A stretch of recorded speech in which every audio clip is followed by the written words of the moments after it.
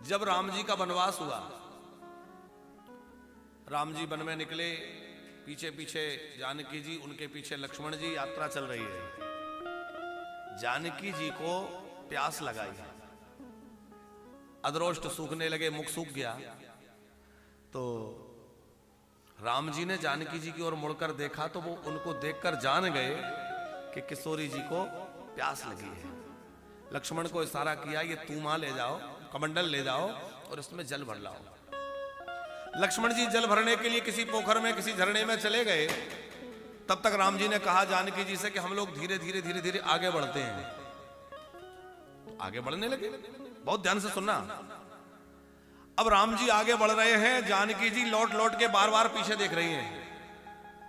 राम जी ने पूछा, क्या देख रही हो? बोले, मैं ये देख रही हूं कि लक्ष्मण अभी तक आए नहीं। बोले, आ जाएगा, उसमें क्या बड़ी बात है। तो जानकी जी करुणा से भर के कहती हैं, नाथ लखन है लरिका। माने लखन मान अभी बहुत छोटा है, अभी बच्चा है। आप विचार करिए, राम जी से लक्ष्मण जी की आयु कितनी कम है। राम जी भी नौमी में प्रकट भये और भरत शत्रुघ्न लक्ष्मण जी भी उसी नौमी में प्रकट हुए। कुछ घंटों ही छोटे होंगे, लेकिन जानकी जी कह रही हैं, नाथ लखन है लरिका। वो छोटा बच्चा है, कहीं भटक जाएगा, रास्ता भूल जाएगा, इसलिए थोड़ा ठहर जाइए ताकि हम उसको साथ लेके चलें। राम जी ने पूछा कि अच्छा ये बताओ, जब मैं तुम्हें कह रहा था कि वन में मत चलो, वहां बड़े बड़े राक्षस रहते हैं, वहां हिंसक पशु रहते हैं, तो उस समय तो तुम कह रही थी कि मेरे साथ आप हैं और धनुर्धारी प्रतापी मेरे देवर लक्ष्मण मेरे साथ रहेंगे। तो वहां तुम्हें लग रहा था कि धनुर्धारी प्रतापी लक्ष्मण, अब कह रही हो कि नाथ लखन है लरिका, छोटा बच्चा है। बोले, प्रभो पहले मैं लक्ष्मण को अपना देवर मान रही थी, इसलिए कह रही थी, अब देवर नहीं मानती। तो बोले, जिस समय माता सुमित्रा ने लक्ष्मण जी को एक बात कह दी। क्या कह दी? कि ताते तुम्हारी माँ तो बह देगी, पिता राम सब भांति सने। पिता राम सब भांति सने। ताते तुम्हारी माँ तो बह देगी, ताते तुम्हारे मात मेरे, पिता राम सब भांति सने।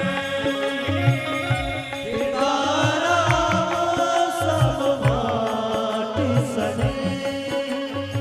सुमित्रा जी ने कह दिया, बेटा लक्ष्मण तेरी मां मैं नहीं हूं। तो लक्ष्मण जी ने पूछा, मेरी मां कौन है? बोले, तुम्हारी मां तो जानकी है। तो जानकी जी राम जी से कह रही हैं कि जब से सुमित्रा जी ने कहा है कि लक्ष्मण की मां जानकी है, तब से मैं लक्ष्मण को अपना देवर नहीं मानती, बल्कि लक्ष्मण को अपना बेटा मानती हूं। अब लक्ष्मण मेरा बेटा है, और बेटा चाहे जितना बड़ा हो जाए, लेकिन मां के लिए तो वो बच्चा ही रहता है। बेटा बड़ी भारी कोई बड़ी कंपनी चलाता हो, तमाम लोगों को चलाता हो, संस्था चलाता हो, लेकिन मां का वात्सल्य, बेटा तूने कुछ खाया कि नहीं, भूखा तो नहीं है, अपना ध्यान रखा कर, मां कितनी चिंता करती है। तो जानकी जी कहती हैं कि लक्ष्मण बड़े ही कितने ही बड़े हो जाएं, लेकिन मेरे लिए तो वो बच्चे हैं, क्योंकि मेरे बेटे हैं। अब एक भाव तो ये है, और दूसरा भाव जिस कारण से हम इस कथा को यहां लेके आए, वो ये है कि राम है ब्रह्म, लक्ष्मण है जीव। जब जीव पीछे छूट जाता है और ब्रह्म आगे निकल गया, अब ब्रह्म और जीव में फासला हो गया, अब उन दोनों को मिलाएगा कौन? तो बोले, मिलाने के लिए जो माध्यम है वो श्री किशोरी जी हैं, हमारी श्री जानकी जी हैं, जो ब्रह्म को रोककर जीव से मिला देती हैं। आप रुक जाइए, लक्ष्मण में इतना सामर्थ्य नहीं कि वो आपको मिला ले, आपको पकड़ ले, पर आप ठहर जाइए। तो जो जीव के निमित्त ब्रह्म को भी रोक दे वो शक्ति करुणामयी है, श्री राधा रानी है, वो श्री जानकी जी हैं। यहां भी योग माया कहा है सुखदेव जी ने, और तुलसीदास जी ने जानकी जी को भी माया कहा है। ओ भाई बीच सिय सोहहि कैसे, और ब्रह्म जीव बिच माया जैसे। तो बोले ब्रह्म और जीव को मिलाने वाली जो शक्ति है वो माया है, जानकी अलग कराने वाली माया नहीं। और वही माया हमारी श्री राधा रानी है। श्री राधा जी ने, श्याम सुंदर ने राधा जी को स्मरण किया, हम लोग भी राधा जी को स्मरण करें। हे राधा जी, हमारे अपराधों को मत देखना, मेरे अवगुणों को मत गिनना, क्योंकि मुझ में बहुत अवगुण है, मैं बहुत अपराध भी करता हूं। पर हे लाडली जो आपकी शरण में हूं, आपकी गोद में हूं, बस इस बात को याद रखना कि ये जीव मेरे आश्रित है। यदि मेरे अवगुणों को देखोगे तो किसी काल में मेरा कल्याण संभव नहीं है। पर आप अपनी कृपा करुणा के सहारे बस मुझे प्रभु के चरणों तक पहुंचा दो, अपने शरण में रख लो। कि मेरे गिनियो ना अपराध लाडली श्री राधे, गिनियो ना अपराध लाडली श्री राधे। ओ मेरे गिनियो ना अपराध लाडली श्री राधे, मेरे गिनियो ना अपराध लाडली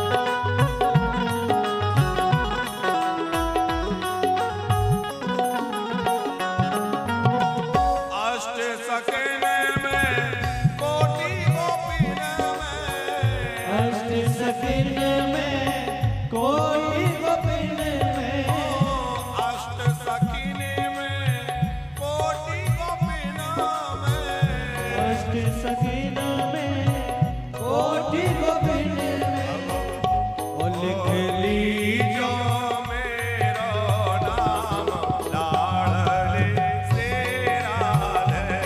लिख लीजो मेरो भी नाम लाडली श्री राधे। ओ मेरे गिनियो नाम राधे लाडले श्री राधे। ओ मेरे गिनिया नाम अब लाडली श्री राधे। ओ राधे राधे राधे मोहे श्याम से मिला दे। राधे राधे राधे मोहे श्याम से मिला दे। आप में से कौन कौन श्याम सुंदर से मिलना चाहते हैं? कौन कौन चाहते हैं ठाकुर जी हमारे अपने हो जाएं? तो सब लोग राधा जी को पुकारिए और कहिए ओ राधे राधे राधे मोहे श्याम से मिला दे। राधे राधे राधे मोहे श्याम से मिला दे। ओ राधे राधे राधे मोहे श्याम से मिला दे। ओ राधे राधे राधे मोहे श्याम से मिला दे। राधे राधे राधे मोहे श्याम से मिला दे। ओ राधे राधे राधे मोहे श्याम से मिला दे। ओ श्री राधे राधे मोहे श्याम से मिला दे। राधे राधे राधे मोहे श्याम से मिला दे। श्याम से मिला दे। श्याम से मिला दे। श्याम से मिला दे। राधे राधे राधे राधे गाले श्याम से मिला दे। राधे राधे गाले श्याम से मिला दे। राधे राधे गाले श्याम से मिला दे। राधे राधे गाले श्याम से मिला दे। मेरे गिनियो ओ मेरे गिनियो नाया राधे लाडले श्री राधे। गिनियो नाम लाडली श्री राधे। ओ मेरे गिनियो नाया गिनियो नाम लाडली श्री राधे। किशोरी श्री राधे।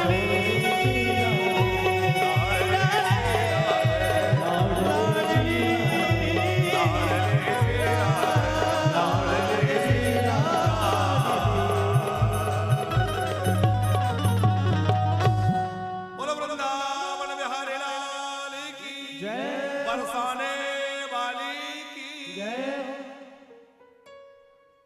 कि माना की मैं पतिति बहुती हूँ। माना की मैं पतित बहुत हूँ। पर पतित पावन तेरो नाम। पर पतित पावन तेरो नाम लाडली श्री राधे। बोले वृषभानुलली की जय हो। आगे ठाकुर जी ने बड़ी सुंदर मधुर बंसी बजाना प्रारंभ किया है। श्री जी का स्मरण किया। बंसी बट का पावन स्थल, यमुना का पावन पुलिन, शरद पूर्णिमा की संध्या, अपने भक्तों से मिलने का निश्चय। और ठाकुर जी ने अपनी बड़ी मधुर मधुर तान छेड़ते भये बंसी बजाना आरंभ किया है। बहुत प्यारी बांसुरी श्री कृष्ण की बजी है।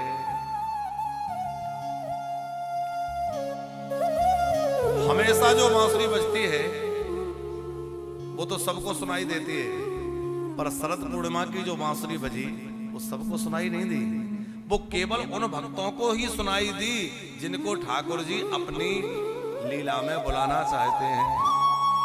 ठाकुर जी जिनको रास में सम्मिलित करना चाहते हैं, उन्हीं गोपियों को वह वेणु वह बांसुरी सुनाई दी। सुखदेव जी बहुत रसीला वर्णन कर रहे हैं।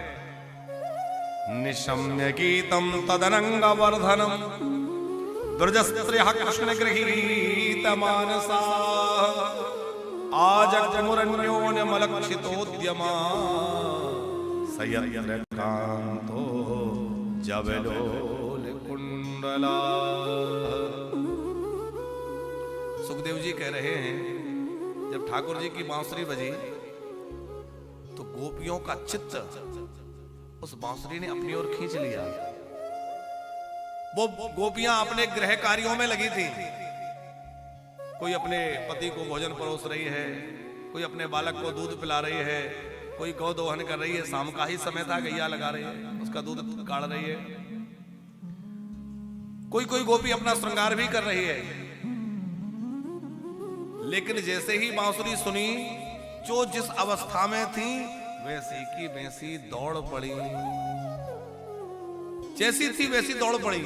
उनको ये होश नहीं रहा कि मैंने अभी एक आंख में ही काजल लगाया है, दूसरी में तो लगाया ही नहीं, क्योंकि अब शरीर की सुध नहीं रही।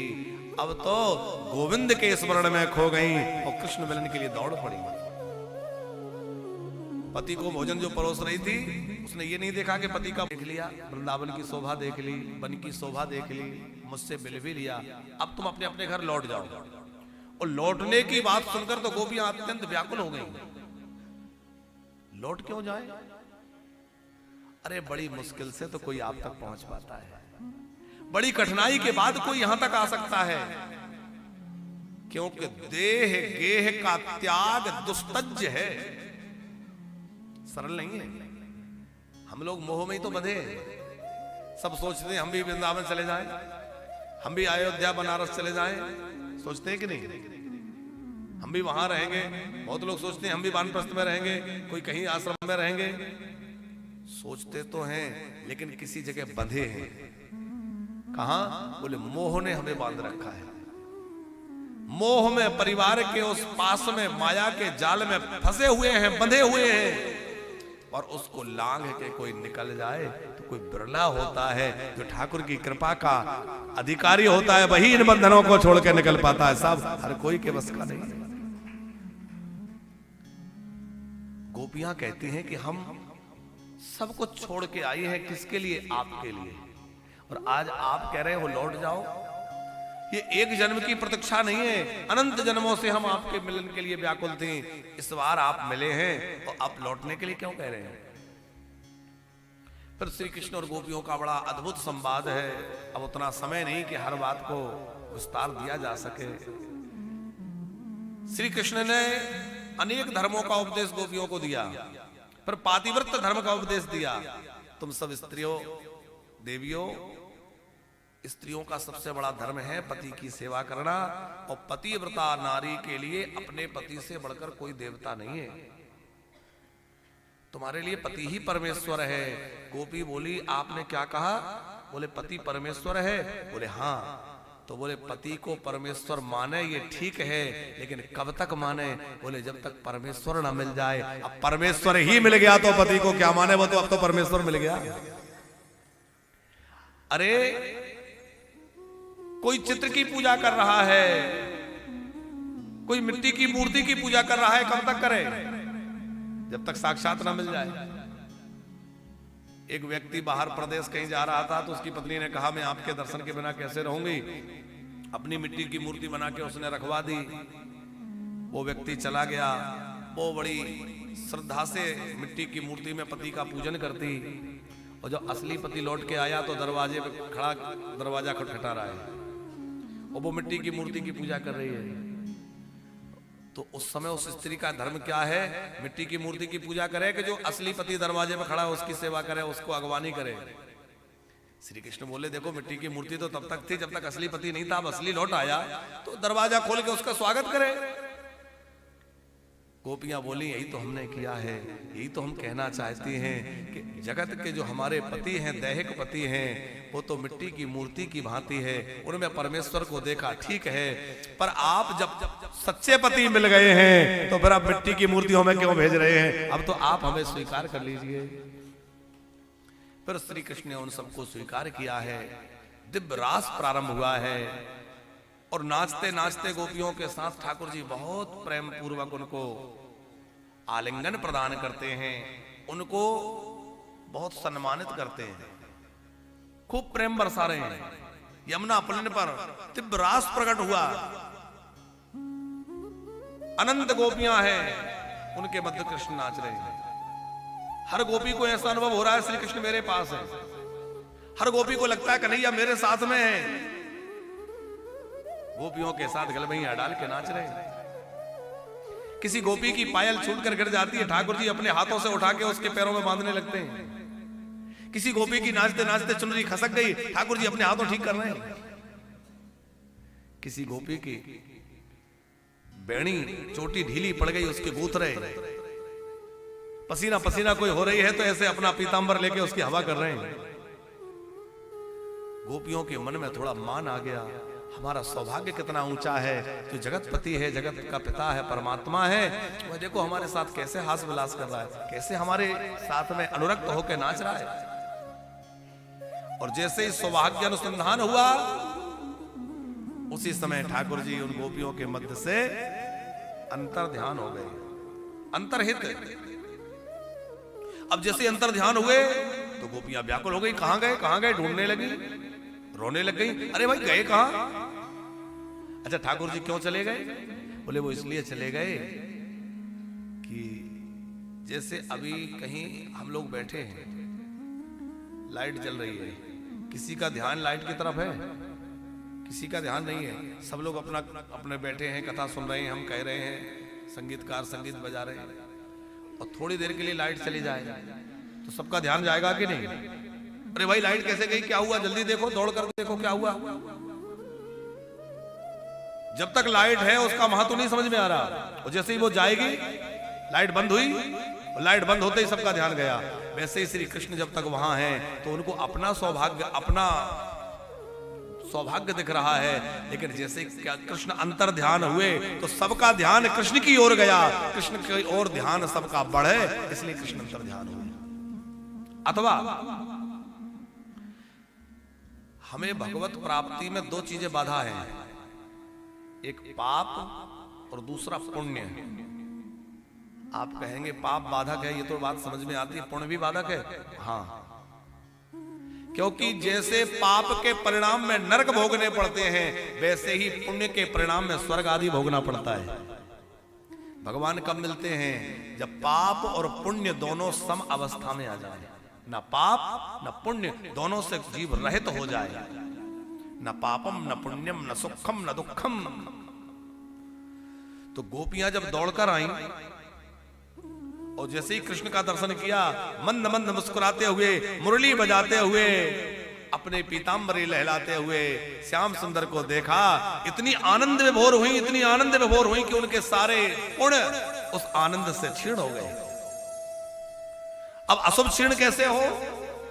तो बोले श्याम सुंदर अदृश्य हो गए, और अदृश्य होते ही उनके अंदर जो ब्रह की वेदना प्रकट हुई, ब्रह की अग्नि प्रकट हुई, उस ब्रह वेदना में, ब्रह की अग्नि में उनके सारे अशुभ जल के समाप्त हो गए। अब वह शुभ अशुभ से रहित जब हुई, तब श्री कृष्ण दोबारा उनको मिले।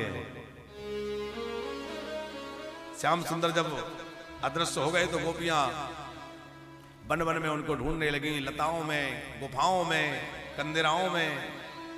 कोई वृक्षों से पूछती है, कोई लताओं से पूछती है, कोई यमुना जी से पूछती है। एक ने देखा, देखो ठाकुर जी के चरण चिन्ह हैं, ब्रज की जो बालुका है, नव कोमल रज, उसमें ठाकुर जी के चरण चिन्ह है, पर अकेले कृष्ण के चरण चिन्ह नहीं है, साथ में किसी गोपी के भी चरण चिन्ह है। वो गोपी कौन है? कोई और तो हो ही नहीं सकता, हमारी किशोरी जी हैं, जिनको श्याम सुंदर लेके चले गए। अन्याराधितो नूनम भगवान हरिश्वरा यन्यो विहाय गोविंदः प्रीतो याम न यद्रह। वो श्री राधा जी हैं, स्पष्ट नाम नहीं लिखा। उन चरण चिन्हों को देखती हुई गोपियां आगे बढ़ी। एक जगह उनको राधा जी मिली, श्याम सुंदर नहीं है। फिर राधा जी के साथ मिलकर गोपियों ने बहुत प्यारा एक गीत गाया है, जो भागवत का प्राण है। हमारे गुरुजी कहते हैं, अभी पूज्य सतगुरुदेव की कथा हुई तो गुरुदेव ने कहा कि भागवत में 3 प्रकरण को अछूता नहीं छोड़ना चाहिए। पहला है अम्बरीश जी का चरित्र, जो हम लोगों ने परसों सुना था। दूसरा है महाराज का प्रकरण, और तीसरा है सुदामा चरित्र। बोले इन 3 प्रकरणों को, जैसे समय का अभाव होता है तो सारे प्रकरण तो विस्तृत नहीं हो सकते, भले ही आप और प्रकरणों को संक्षिप्त कर दें, लेकिन इन प्रकरणों को जितना समय हो सके, जितना संभव हो सके, इनको स्पर्श करके ही निकलें। तो हम लोग रास की कथा को आज विस्तार से तो सुन नहीं पा रहे, क्योंकि रास की कथा तो बहुत विस्तृत है, बड़ी गूढ़ है। आप लोग रास की कथा को और थोड़ा विस्तृत सुनना चाहें तो अभी थोड़े दिन पहले ही 7 दिन का आयोजन हुआ था, जिसमें केवल इन रास के 5 अध्यायों पर ही कथा हुई थी। केवल रास पंचाध्यायी पर। रास पंचाध्यायी इसलिए बोलते हैं 5 अध्यायों में रास प्रकरण है, क्योंकि यह कोई साधारण लीला नहीं है, ये जीव और ब्रह्म के मिलन की लीला है। यह भगवत प्रेम प्रदान करने वाली है। और महारास की फलश्रुति सुखदेव जी क्या कहते हैं? महारास की फलश्रुति में लिखा है कि जो महारास की कथा को ठीक से कहेगा सुनेगा उसका हृदय रोग समाप्त हो जाएगा। हृदय रोग क्या है? बोले इस हृदय का सबसे बड़ा रोग है काम। स्पष्ट उल्लेख किया है, उसका काम विकार समाप्त हो जाएगा। बोले महाराज की कथा को ठीक से, ये कोई काम की कथा नहीं, काम की लीला नहीं, स्त्री पुरुष के मिलन की बात नहीं है, ये जीव और ब्रह्म के मिलन की कथा है। जो इसको पढ़ेगा सुनेगा समझेगा उसके अंदर से विकार निकल जाएंगे, उसका काम समाप्त हो जाएगा। काम विजय लीला है। और हमने तो संतों से यहां तक भी सुना है कि जो महाराज की कथा का नित्य पाठ करता है उसको जीवन में हार्ट अटैक नहीं हो सकता। आप कहेंगे कथा से हार्ट अटैक का क्या लेना देना? कोलेस्ट्रॉल बढ़ा है, हमारी तबीयत ठीक नहीं, आप कह रहे हैं हार्ट अटैक नहीं होगा। अरे भैया हार्ट अटैक आता है टेंशन से, है आता है कि नहीं? ज्यादा सोचेगा व्यक्ति, ज्यादा टेंशन करेगा, परेशान रहेगा, दुनिया की बीमारी लगेंगी, डायबिटीज होगी, ये होगा। और जब वहां रास जैसा प्रसंग सुनेगा और रास प्रकरण में जब उसका मन लगेगा, हृदय में रोग नहीं, हृदय में प्रेम भर जाएगा। और हृदय प्रेम से भर जाएगा तो सारे रोग भाग जाएंगे, टेंशन भाग जाएगी। कहां का रोग? जो जितना प्रसन्न रहता है वो रोगों से उतना मुक्त रहता है कि नहीं? ये तो परम प्रसन्नता प्रदान करने वाला प्रकरण है। हम लोग गोपी गीत के बस 1-2 भाव प्रणाम करते हुए, 1-2 श्लोकों को गायन करते हुए आगे की लीला में चलेंगे। बोले भक्त वत्सल भगवान की।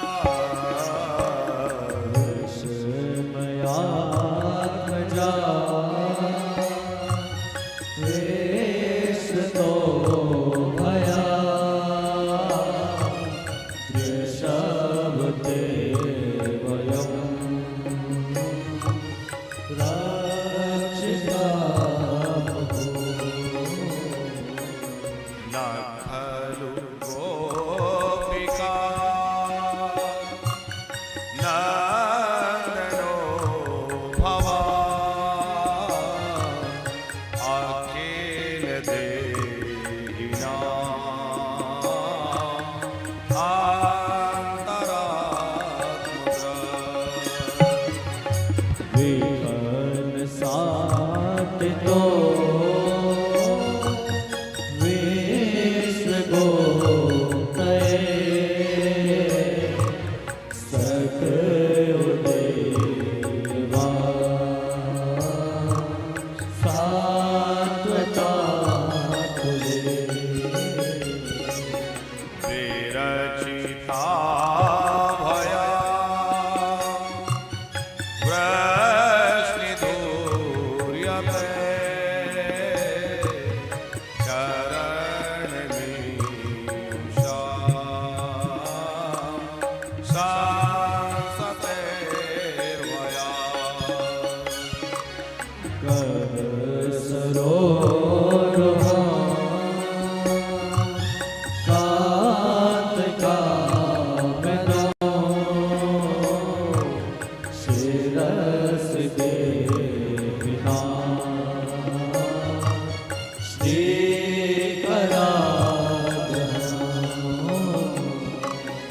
जयति देदिका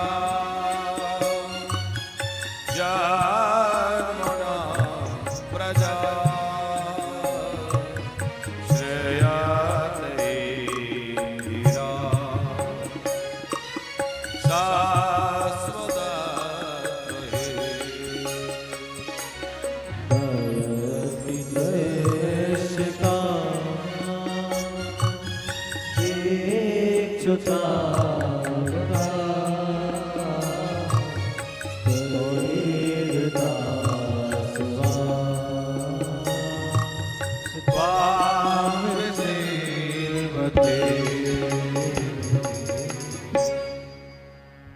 गीत तो 19 श्लोकों का है, हमने बस 3-4 श्लोक गाए और इनके भाव तो बड़े विलक्षण हैं। अभी पूज्य सतगुरुदेव की कथा हुई ना चतुर्वेदी जी, तो वो इसके जयति जो शब्द है, जयति में से भी केवल जय शब्द लेकर उसी पे पूरा रास प्रकरण हो गया, केवल जय शब्द। और जय शब्द पे बोलते बोलते ही पर समय पूरा हो गया, तो फिर आगे प्रणाम करके, तो विलक्षण अर्थ हैं, इनके दिव्य भाव हैं। पर हम गोपी गीत को प्रणाम करके आगे के प्रकरण में चलें, क्योंकि आज विवाह लीला तक पहुंचना है। तो गोपियां 19 प्रकार के गोपियों के यूथ हैं, तो 19 श्लोक जो हैं उसमें एक एक भाव की गोपियां एक एक श्लोक को गा रही हैं। कोई प्रणति निवेदित कर रही है, कोई रोष प्रकट कर रही है, कोई प्रार्थना कर रही है, कोई इनके पूर्व जन्मों को, पूर्व अवतारों का स्मरण करके कह रही है कि क्या आप अपने उस बातों को भूल गए कि शरणागत का हम कभी त्याग नहीं करते। सब प्रकार से श्री कृष्ण का स्तवन करती हुई उनको पुकार रही हैं। और गोपियों के इस भावों को सुनकर के ठाकुर जी अब रहा नहीं गया, और गोपियां भी व्याकुल होकर जोर जोर से रोने लगी। और जब गोपियां रोने लगी तो ठाकुर जी से देखा नहीं गया। श्री सुखदेव जी कहते हैं, इति गोप्या प्रगायन्त प्रणपत्य सचित्रधा रुरुदो सस्वराम राजन कृष्ण दर्शन लालसा। श्री कृष्ण के दर्शन की लालसा से जब गोपियां जोर जोर से रोने लगी तो क्या हुआ? तासामाभेच्चौरे श्यमान मुकाम्बुजा पीताम्बरधरस्रगभी साक्षात् मनमथ। कामदेव के भी मन का मथन करने वाले भगवान मदन मोहन हमारे सरकार श्याम सुंदर रास मंडल में प्रकट हो गए। बोल रास बिहारी भगवान की जय। रास बिहारी रास मंडल में प्रकट हो गए। गोपियों ने घेर लिया, कहां चले गए थे? बोले मैं कहां गया, मैं तो तुम्हारे बीच में ही था। तुम पागल हैं, ढूंढ रही हैं। अरे तुम सब जगह ढूंढ रही थी और अपने बीच में नहीं ढूंढ रही थी। मैंने भी एक घूंघट डाल लिया था और घूंघट डाल के मैं भी एक गोपी बन गया था। अब ठाकुर जी को बैठने के लिए एक गोपी ने अपनी ओढ़नी बिछा दी, जो अंगवस्त्र ओढ़नी थी वो रज में बिछा दी और गोपियों की बिछाई चुनरी पे ठाकुर जी बैठ गए।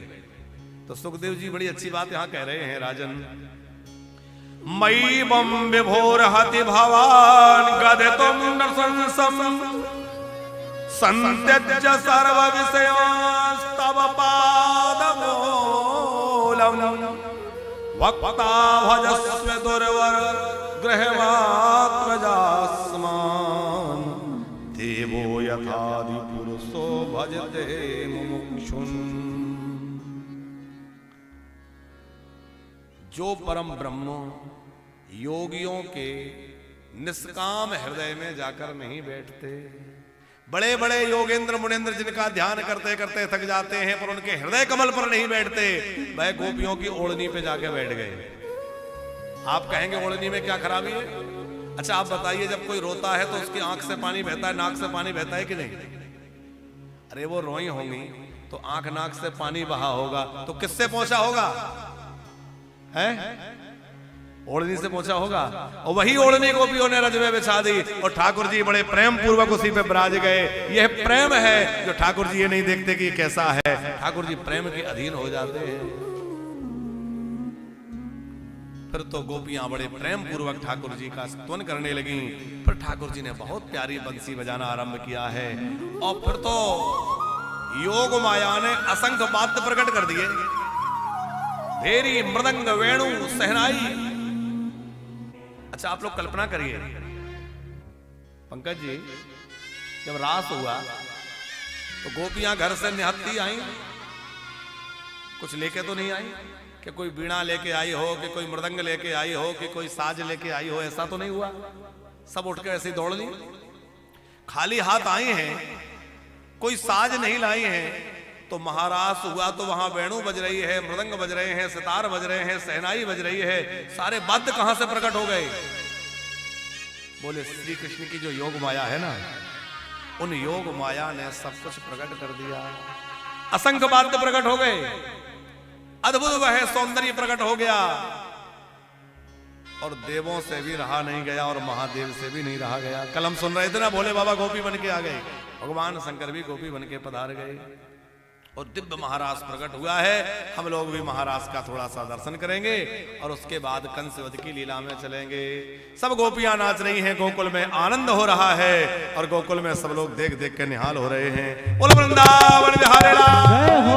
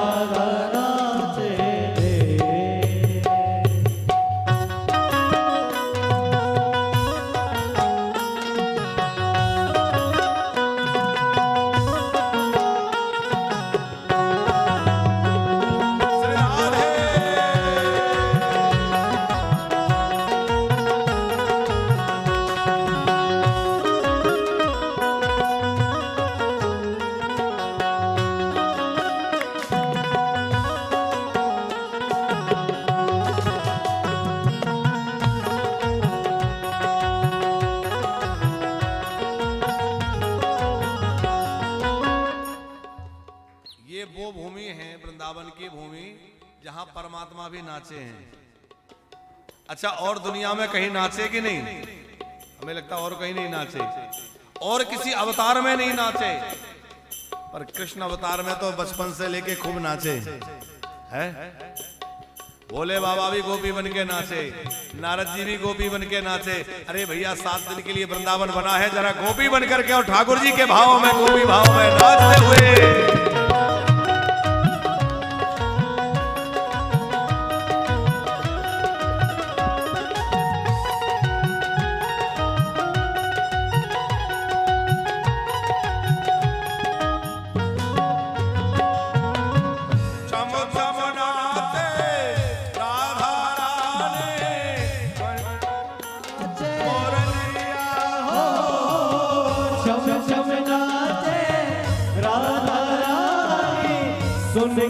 मीठी मोरनिया हो श्याम छवि पर सब बलिहारी गोपी ग्वाल और गैया हो श्याम छवि पे सब बलिहारी गोपी ग्वाल और गैया सरर चाल रे बदरी पुरवैया रे सरर धारे बदरे पुरवैया ओ मेघा बरस रे श्याम संग राधा नाच रे श्याम संग राधा नाचे ओ कन्हैया संग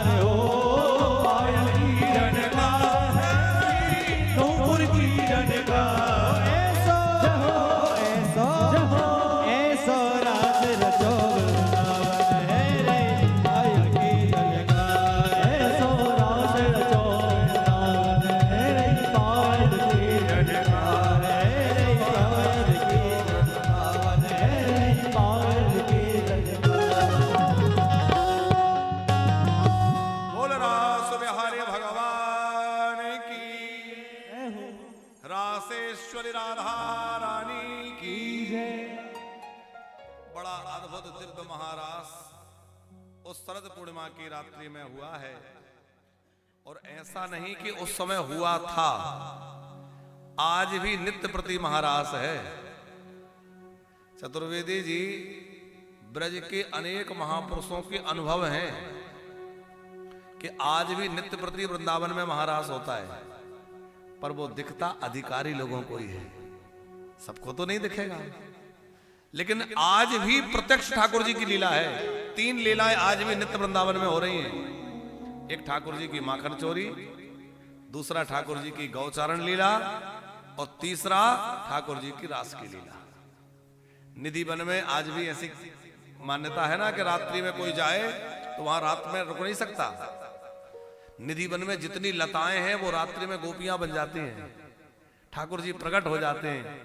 वहां अंदर श्रृंगार महल है, तो जो श्रृंगार की वस्तुएं जमा के रखी जाती हैं, पान का बीड़ा लगा के रखा जाता है, तो सवेरे पान का बीड़ा चबा हुआ मिलता है, श्रृंगार की सामग्री बिखरी हुई मिलती है, और कोई भी अंदर जा नहीं सकता। आज भी प्रत्यक्ष है।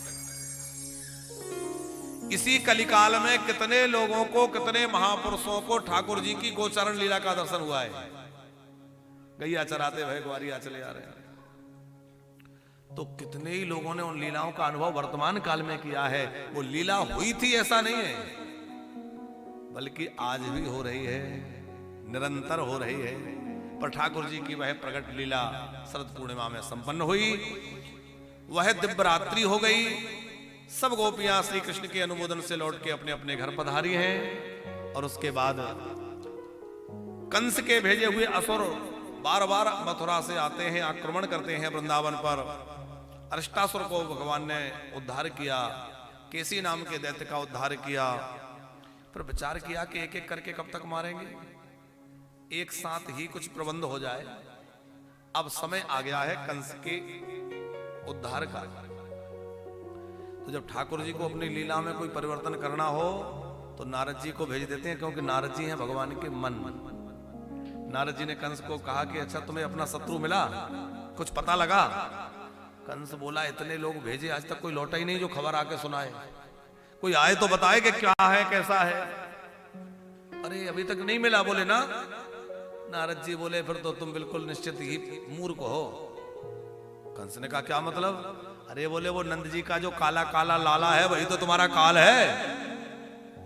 कंस बोला कि वो आकाशवाणी तो कह रही थी कि वो देवकी के गर्भ से जन्म लेगा, पर वो यशोदा के बेटा कैसे बन गया? नारद जी ने कहा तुम बहुत भोले हो, तुम कुछ समझ नहीं पाते। यशोदाया सुताम कन्याम देवक्या कृष्णमेव च रामं च रोहिणी पुत्रम वसुदेवेन विव्रता। असल में देवकी ने लाली को नहीं, लाला को जन्म दिया था। और वसुदेव जी ने कैसे पहुंचाया, सारी कथा सुनाई। कंस ने कहा इतना बड़ा षड्यंत्र, क्या करें? वसुदेव को मारे? बोले वसुदेव नहीं, अब तो वासुदेव को पकड़ो। नारद जी तो विदा हो गए। अब कंस की परेशानी और बढ़ गई कि पता तो लग गया, पर करें क्या? किसी ने कहा हम इतने लोगों को भेजे, उनको मारता गया, अब हम किसी को नहीं भेजेंगे, हम उसको यहीं बुलाएंगे। अक्रूर जी को भेजा गया। बड़ा सुंदर रथ सजाकर अक्रूर जी गए। संध्या की बेला में वहां पहुंचे। श्री कृष्ण बलराम ने उनका दर्शन करके प्रणाम किया। नंद बाबा ने सत्कार किया। नंद बाबा तो सहर्ष स्वीकृति दे दिए कि चलो भाई कंस के यहाँ बड़ा भारी विशाल यज्ञ है, हम लोगों को बुलाया है, हम लोग चलेंगे। लेकिन यशोदा का हृदय बड़ा डर रहा है, मेरा लाला जाएगा तो पता नहीं लौट के कब आएगा। यशोदा नंद बाबा को बार बार कहती है देखो लाला को कहीं मत भेजना, मैं अपने लाला के बिना पल भर भी नहीं रह सकती। जब वो गैया लेकर के वन में चला जाता है तो वो दिवस का समय मेरे लिए युग के समान व्यतीत होता है। मैं राह देखती हूं कब आएगा कब आएगा। बार बार बाहर जाती हूं, खिरक में जाती हूं, गोष्ठी में जाती हूं, मेरा कन्हैया आ रहा होगा। और यदि कुछ दिनों के लिए वो मुझे छोड़ के चला गया तो मैं कैसे रहूंगी? मेरा तो सब कुछ मेरा कृष्ण है। नंद बाबा कहते हैं देखो थोड़े बहुत दिन की बात है, कोई हमेशा के लिए तो जाना नहीं है।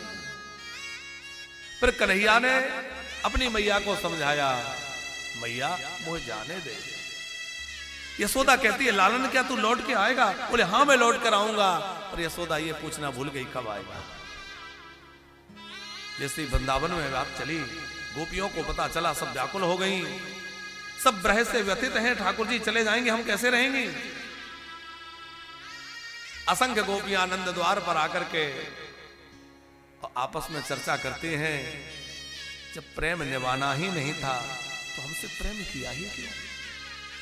एक कहती है विधाता का दोष है, विधाता को देखो, पहले तो हमें मिला दिया, अब अलग करा रहे हैं। एक बोली विधाता का दोष नहीं, इस क्रूर का दोष है जो हमारे कृष्ण बलराम को लेने आया है। एक बोली कृष्ण की, अक्रूर को भी छोड़िए, सारा दोष कन्हैया का है। बहुत मीठी मीठी बातें करता था, इतना प्रेम से बोलता था, बलगु वाक्या मधुर आ गिरा, मधुर मधुर बोलकर हमें अपने प्रेम में फंसा लिया और अब हमें छोड़कर जा रहा है। सब गोपियां रात्रि भर कृष्ण की चर्चा करती रहीं। भोर होते ही रथ पर सवार होकर कृष्ण बलराम निकले हैं और कृष्ण बलराम को आते देखकर गोपियां मार्ग में लेट गई, रथ चलाना है हमारे ऊपर से ले जाइए। श्री कृष्ण ने राधा जी को समझाया, हे किशोरी जी आप तो जानती हैं पृथ्वी पे असुर बहुत बढ़ गए, अब मुझे जाना होगा। देखो मैंने प्रेम लीला खूब की, मुझे पराक्रम लीला करनी होगी। मैंने बांसुरी बहुत बजाई, अब मुझे शंख बजाना होगा, राक्षसों को भी तो मारना है। राधा जी ने कहा आप जहां प्रसन्न रहे पधारिए, हम रोकेंगे नहीं, क्योंकि प्रेम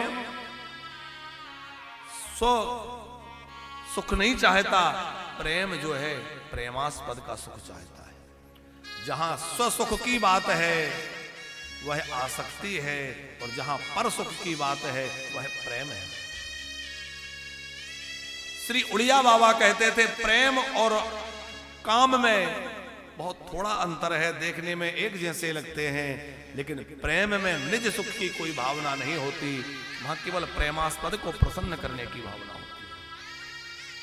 आप देखिए भरत जी से राम जी ने कहा तुम कहो तो मैं लौट चलूं, तो भरत जी ने क्या कहा, भगवान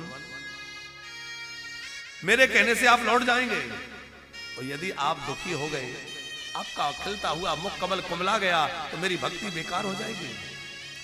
इसलिए जही विधि प्रभु प्रसन्न मन होई, करुणा सागर कीजिए सोई। आप जिसमें प्रसन्न होते हो वही करिए। आप तनिक विचार करिए, वृंदावन की गोपियां माखन बेचने दूध दही की मटकी लेकर के गोवर्धन, मथुरा, गोकुल सब जगह जाती थी कि नहीं? बरसाने की गोपियां वृंदावन आती थी कि नहीं? तो बरसाना से वृंदावन तो बहुत दूर है और वृंदावन से मथुरा बहुत थोड़ा है। लेकिन इतनी गोपियों में से क्या एक भी गोपी कभी वृंदावन से मथुरा कृष्ण से मिलने गई? क्यों नहीं गई? कोई दूर नहीं है, 10-12 किलोमीटर, लेकिन नहीं गई क्योंकि यदि वो हमसे दूर रह के खुश है तो वो खूब खुश रह ले, हम नहीं जाएंगे उसकी खुशी में बाधा बनने, क्योंकि यही प्रेम का लक्षण है। श्री राधा जी ने कहा गोपियों रास्ता छोड़ दो, गोपियों ने रास्ता छोड़ दिया। कृष्ण आगे बढ़ने लगे, लौटकर श्री जी को देखा है, उन्मनी सी दशा है, अर्धोन्मीलित नेत्र हैं, कुछ कहना चाहती है पर बोल नहीं पा रहे हैं, झरझर आंखों से आंसू बरस रहे हैं। तब श्री कृष्ण ने कहा राधे मैं कुछ मांगना चाहता हूं, दोगी? जो चाहते हो मांगिए, मेरे पास प्राणों के अतिरिक्त आपको देने हैं भी क्या? तब रोते हुए राधा से श्री कृष्ण ने कहा हे किशोरी जी मैं बस ये मांगना चाहता हूं कि मेरे जाने के बाद आंसू मत बहाना। तब राधा जी सहर गई, आपके जाने के बाद एक आंसू ही तो सहारा था, पर कोई बात नहीं है, जहां आप पसंद रहे पधारी। कृष्ण के बाद जाने के बाद राधा जी ने आंसू भी नहीं बहाए। उसके बाद कृष्ण बलराम रथ में विराजमान हुए, धीरे धीरे रथ आगे बढ़ने लगा है। गोपियां व्याकुलता के साथ पीछे दौड़ रही हैं। कभी गोपी ठोकर खा के गिर जाती है, उठ के फिर भागती है, रोकती है, मत जा ओ मेरे कन्हैया मत जा। लेकिन जाना तो है। रथ कुछ दूर पहुंच गया होगा, किसी ने समाचार दिया कृष्ण तुम्हारी माँ पीछे से भागती हुई आ रही है। कृष्ण ने रथ रुकवाया, रथ से नीचे उतरे, लौट कर देखा तो मैया यशोदा पागलों की तरह भागती चली आ रही है। उस यशोदा को देखकर दौड़ कर कन्हैया ने अपनी मैया को प्रणाम कर लिया, मैया के हृदय से लग गए और गलबैया डालकर कहा, मैया आखिर इतनी व्याकुल क्यों हो रही हो? मैया रे मोहे जाने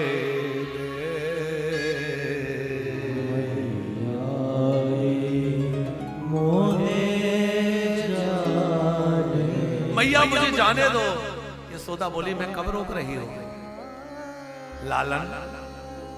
मुझे लगा कि यहां मैं 100 बार विनती करती हूं तब तू भोजन करता है, पता नहीं वहां तुझे कोई इतने प्रेम से भोजन पवाएगा कि नहीं, इसलिए लाला मुझे लगा कि माखन रोटी ले जा। हाथ में यशोदा के माखन रोटी है, कपड़े में रोटी बंधी है, उसमें माखन रखा है। लाला भूख लगे तो ये माखन रोटी खा ले। अब तो कन्हैया ने वो माखन रोटी लेकर मस्तक से लगाई है, बारंबार अपनी मां के चरणों में प्रणाम किया है और कहा, मां ये तेरी अनुपम भेंट है। क्योंकि भैया भाग्यशाली होते हैं वो लोग जिनको मां के हाथ का भोजन मिलता है, सबको भाग्य में मां के हाथ का भोजन नहीं होता। हम निवेदन कह रहे हैं कि जब तक मां है, मां का आदर करिए, आप मां की भावनाओं को समझिए, क्योंकि जिस दिन मां ना रहेगी तब मां की बहुत याद आएगी। क्योंकि मां ने जो वात्सल्य दिया है वो संसार में कोई नहीं दे सकता। कोई आपको कितना प्रेम करने वाला मिल जाए, पर मां के जैसा प्रेम कोई कर नहीं सकता। अपने माँ बाप को दुखी मत करना। जीवन में कोई पुण्य बने तो करना, ना बने तो मत करना। तीर्थ यात्रा कर सको करना, ना कर पाओ कोई बात नहीं है। भागवत कराओ तो ठीक है, ना करा पाओ तो कोई हर्ज नहीं है। लेकिन भैया अपने घर में बैठे अपने माँ बाप की आप सेवा करना, उनको प्रसन्न कर लेना। आपने सारे तीर्थ कर लिए, सारे सत्कर्म कर लिए, कोई सत्कर्म रहा नहीं। लेकिन यदि माँ बाप दुखी हैं, आप बड़े बड़े यज्ञ अनुष्ठान कर रहे हैं, वो सब व्यर्थ हो जाएंगे, उनका फल नहीं मिलेगा। मां की ममता, मां की करुणा, परमात्मा भी मां के आगे झुक जाते हैं, मां के आगे हार जाते हैं, हैं? तो यशोदा ने रोते हुए कहा, कन्हैया मैंने सुना है तू भगवान है, मैं तुझसे कुछ मांगना चाहती हूं। तब श्री कृष्ण ने कहा, हाँ हाँ मांगो ना मैया, मांगना क्या चाहती है, मेरी मैया को क्या चाहिए? रोती हुई यशोदा ने कहा, मुझे कुछ और नहीं चाहिए, बस ये चाहती हूं कि तू भूल जाना कि तेरी इस पागल मैया ने एक दिन तुझे उखल से बांध दिया था। तू भुला देना कि तेरी इस बाबरी मैया ने एक दिन तुझे बांध दिया था। तब कन्हैया अपने आंसुओं को रोक ना सके और आज तो कन्हैया के नेत्र झलझला पड़े और बोले, मैया मैं सब कुछ भूल सकता हूं पर तेरे इस प्रेम के बंधन को नहीं भूल सकता, क्योंकि और तो मुझे कोई बांध नहीं सका। मुझे किसी ने बांधा है तो तेरे प्रेम ने मुझे बांधा है मैया, मुझे और कौन बांध सकता है? मैया मैया इतना मत कर वरना मैं जा नहीं सकूंगा। मैया मोहे जा